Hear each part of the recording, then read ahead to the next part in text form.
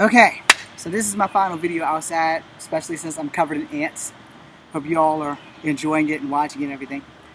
I'm going to talk about a few martial arts that basically yin and yang each other. Okay?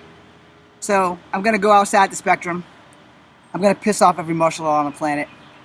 So let's just get the shit over with. Okay? I'm going to piss all you martial artists off. I'm a martial artist. We can deal with this the easy way or the hard way. I prefer the easy way because I'm old, but if I have to prove the point, then so be it. There are a lot of martial arts, there's a lot of styles. No one style is better than the other. Let's get that out of the way right now. Even though there's always going to be a rivalry between Kung Fu, Taekwondo, and Karate, because those were like the three base countries that made the shit the famous of them all. And then you have other countries like Jamaica and Brazil with Capoeira and Lambada. And then you have Kali from the Philippines, which I just learned about like 3 years ago because my martial arts instructor for my Saber Night Light thing did Kali. I never knew the Filipinos had martial arts. Now that I do, I'm going to have to explore that. Kali kind of, I was taught like short sticks for Kempo, and Kali kind of resembles that. So if you know a little bit about short sticks, you might be able to deal with Kali.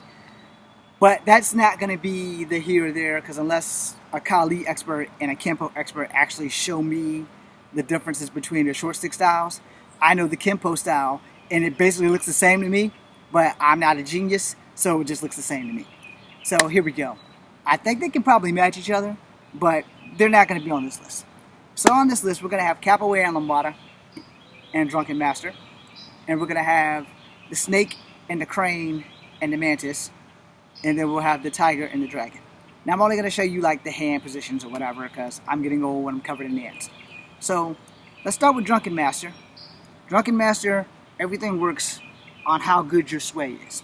Before my hip replacement, I had a better sway than this retarded looking sway you're seeing right now.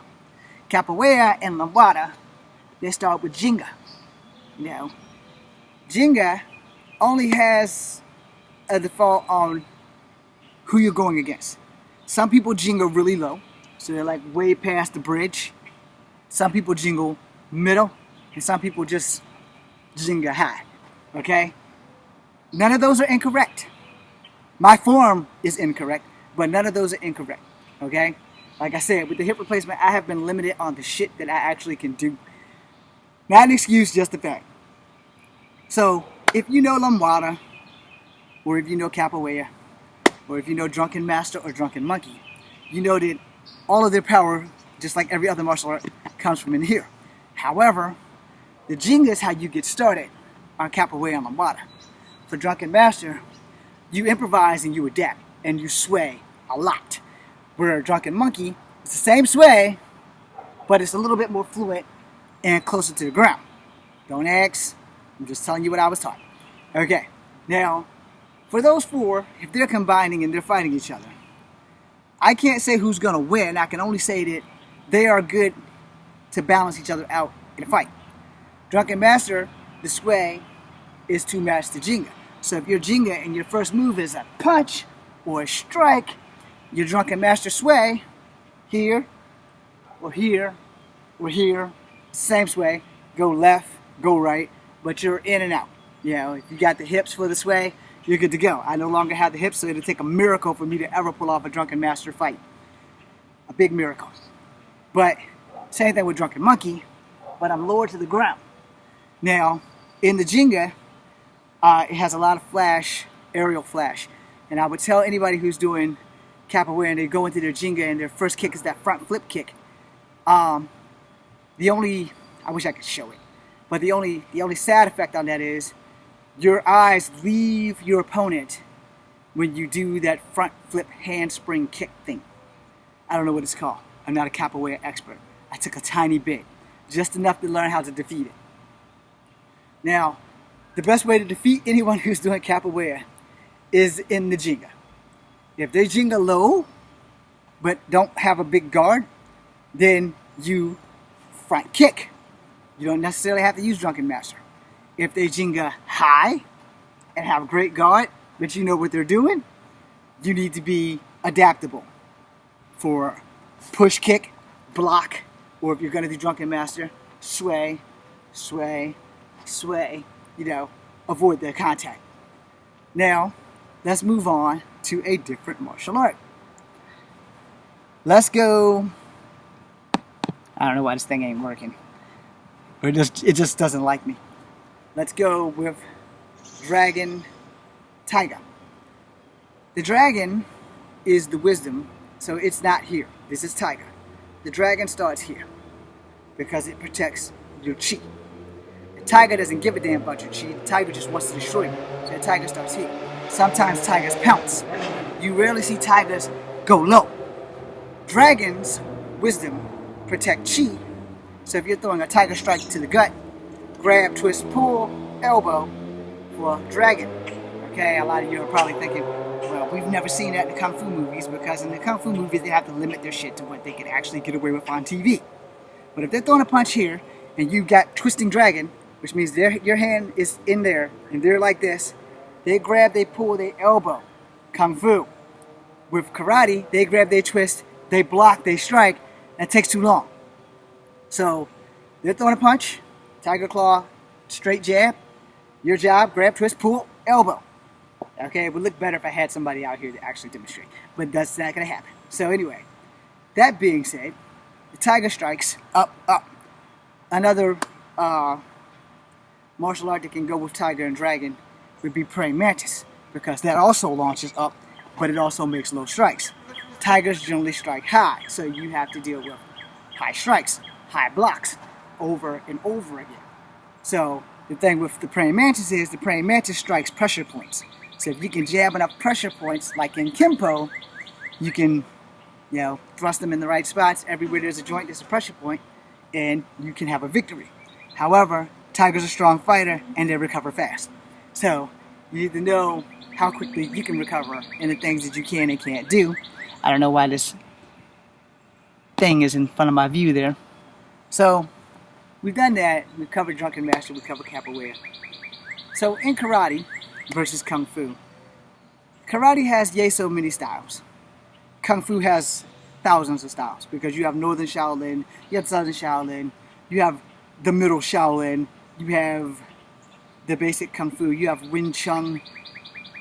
There's a whole lot more, because Shaolin has broken off into Shaolin Ru, Shaolin Rai, Shaolin Ko.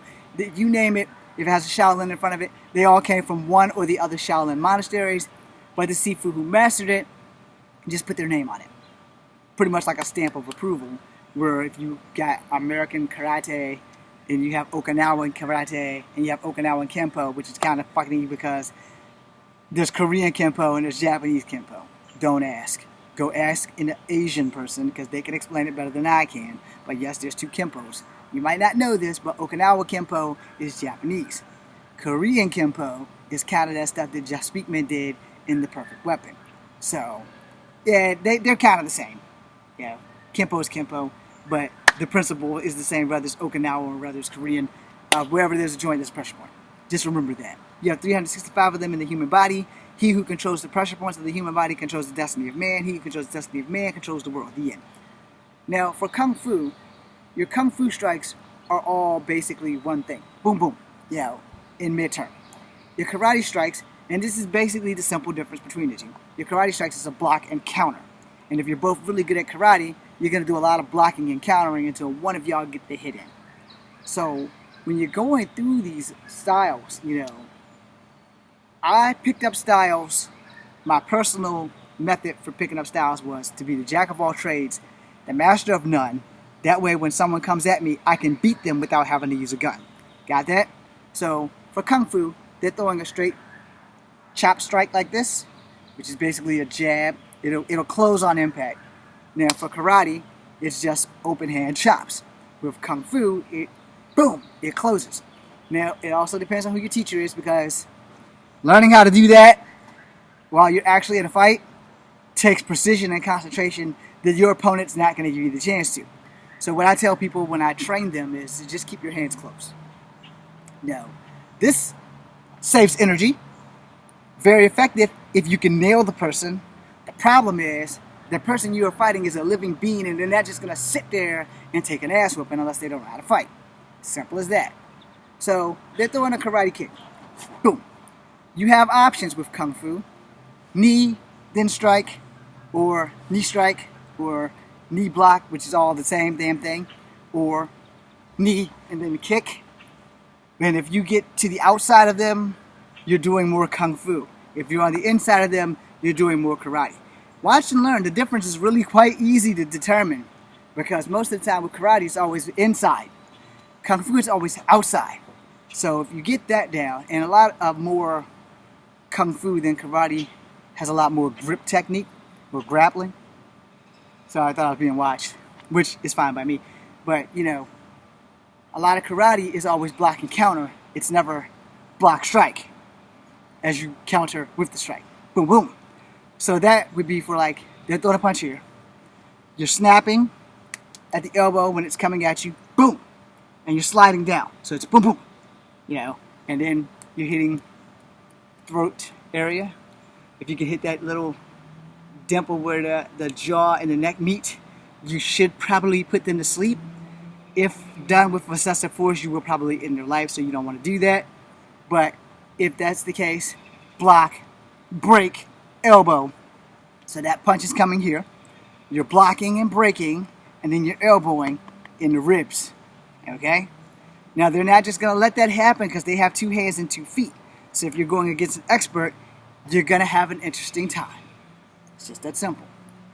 If you're going to learn a martial art, I will give you the key pieces of advice. 1, make sure that your sifu is more than willing to give you extra time after class.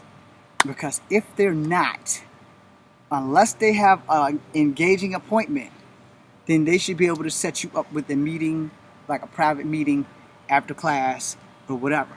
Now, here's the best way to do that, so I can end this video. The best thing I can tell you, and I learned this from experience in some of the dojos that I've been to.